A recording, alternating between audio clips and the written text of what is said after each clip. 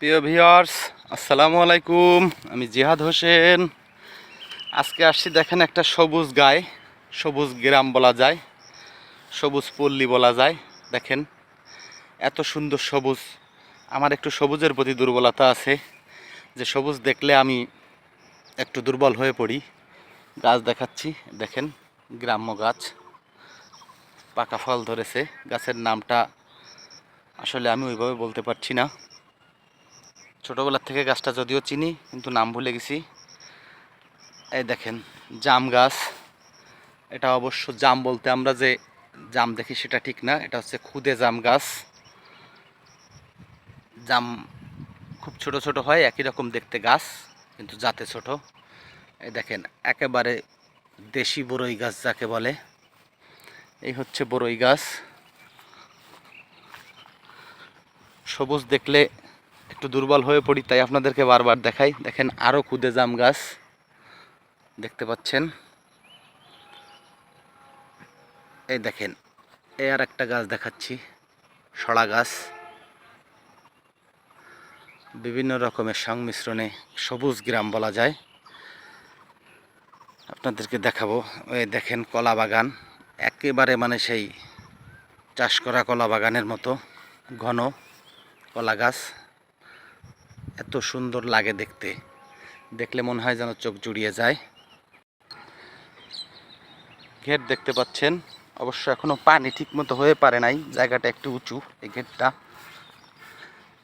আপনারা পাটি বোনা যে হোগলা বলে, দেখেন হোগলা গাছ সাধারণত নদীর পাড়ে দেখা যায়। হোগলা গাছ দেখতে পাচ্ছেন। এইবার দেখেন পেঁপে গাছ দেখাচ্ছি। পেঁপে গাছ, অবশ্য পেঁপে গাছটা আমাদের গ্রাম্য ভাষায় বলে মদ্দা পেঁপে গাছ। লম্বা লম্বা ফুল।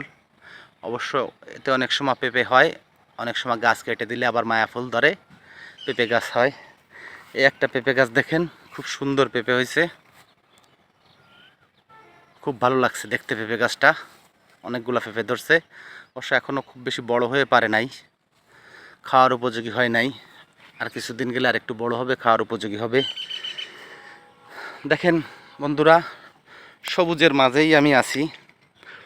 সবুজের প্রতি একটু দুর্বলতা, তো তাই সবুজ কোনো কিছু দেখলে একটু ভিডিও করতে মন চায়।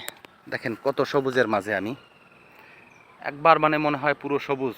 সেই সবুজ পল্লী বা সবুজ গা যাকে বলে, সেই এখন তো আসলে কনক্রিটের শহরে আমরা বসবাস করি, সবুজ দেখা যায় না। তো একটু গ্রাম্য সাইডে আছি, তাই অনেক সবুজ পরিবেশ আপনাদেরকে দেখানোর একটা সুযোগ পেলাম। এই লোভটুকু আর তাই সামলাতে পারলাম না, তাই একটু ভিডিও করে ফেললাম। দেখেন কত সবুজ, যেদিকে চোখ যায় শুধু সবুজ আর সবুজ চারিদিকে। একটা গেরের পাড়ে আমি আছি, যার কারণে এই মাঝখানে একটু ফাঁকা মনে হচ্ছে। এর চারিপাশে সবুজ আর সবুজ দেখতে পাচ্ছেন আপনারা, যতটুকু চোখ যায় সবুজের সমারোহ। খুব ভালো লাগছে আমার। এরকম পরিবেশ আসলে আমরা সচরাচর দেখতে পাই না, এত সবুজ। এই যে ডুমুর গাছ, যেটাকে বলে দেশি ডুমুর গাছ দেখতে পাচ্ছেন। দেখেন কত সবুজ, সবুজের সমারোহ, চারদিকে শুধু সবুজ আর সবুজ। ইনশাল্লাহ এরকম সবুজ কোনো গা দেখলে আবার আপনাদেরকে ভিডিও করে দেখাবো। আসসালামু আলাইকুম।